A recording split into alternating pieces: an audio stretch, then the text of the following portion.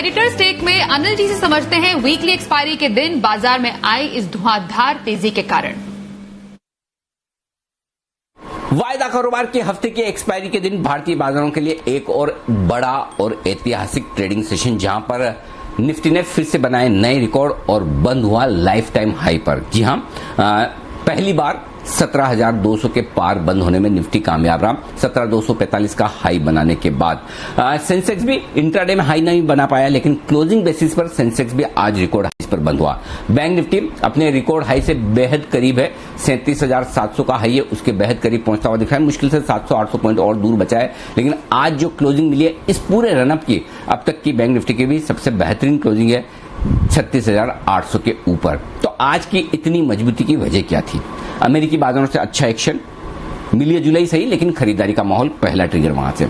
दूसरा ट्रिगर आया एफआईज की हल्की फुल्की प्रॉफिट बुकिंग आई है, लेकिन कोई खास बड़ी बिकवाली नहीं, वो दूसरा ट्रिगर था। तीसरा, तकनीकी तौर पे बाजार बेहद मजबूत है, हर रोज हाई बना रहे हैं और कल निचले लेवल्स पे जहां पर हम बंद हुए वहां से एक अच्छा स्ट्रॉन्ग सपोर्ट लेकर रिकवर होने की कोशिश की। लेकिन इन तीनों ट्रिगर्स के साथ साथ जो सबसे बड़ा कारण था जिसकी वजह से आज तेजी हुई, वो था वायदा कारोबार की हफ्ते की एक्सपायरी के दिन पुट कॉल रेशियो।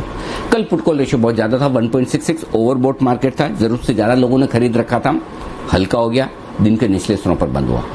आज पुट कॉल रेशियो घटकर आ गया 1.16, ओवरसोल्ड, एकदम हल्का, शॉर्ट ज्यादा, तेजी की पोजीशन कम, बस बिल्कुल कल का विपरीत आज हुआ। धीमे धीमे बढ़ते बढ़ते दिन के हाई पॉइंट पर बंद हुआ। कल दिन के लो पॉइंट पर, आज दिन के हाई पॉइंट पर। तो हल्के बाजार किस तरह से जल्दी से ऊपर आ सकते हैं, इसका एक और नमूना आज आपने देखा।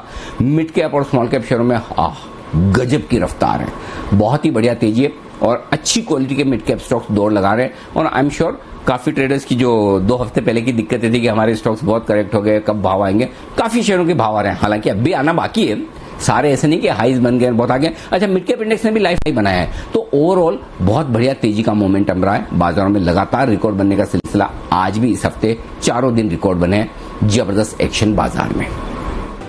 कल हफ्ते के आखिरी दिन जहां तक भारतीय बाजारों का सवाल है, एक चीज तो साफ है कि संकेत ग्लोबल मार्केट से बेहतर है, कहीं कोई दिक्कत नहीं। नेस्डेक, S&P रोज नए रिकॉर्ड बना रहे हैं। डाउ में थोड़ी सुस्ती है पिछले 3 दिनों से, आज डाउ फ्यूचर 60-70 पॉइंट ऊपर ट्रेड कर रहे थे, तो उम्मीद करें कि 3 दिनों की सुस्ती के बाद डाउ में भी थोड़ी हल्की रिकवरी आज हो सकती है। उस उम्मीद में भी भारतीय बाजार भागे थे। तो कल देखते हैं अमेरिकी बाजारों में किस तरह का एक्शन आज रात को रहता है, वो हमारे कल काम आएगा। ये तो एक बात हुई।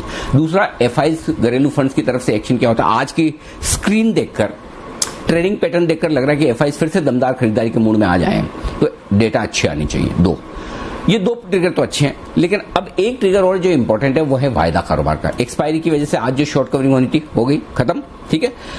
अब कल आपको फ्रेश खरीदारी चाहिए, तो पुट कॉल रेशियो कहां पर आया और क्या वाकई में ओवरबॉट नहीं है, तो कल तो फिर वापस आपके लिए खरीदारी हो जाएगी। नई वीकली सीरीज भी शुरुआत हो रही है, तो मुझे लगता है कि बेस जो है वो धीमे धीमे ऊपर की तरफ शिफ्ट हो रहा है। अब कल के लिए निफ्टी पर तुरंत प्रभाव से जो आपको सपोर्ट मिलेगा वो 17,075 से लेकर 17,125, ये निफ्टी पर मजबूत सपोर्ट है।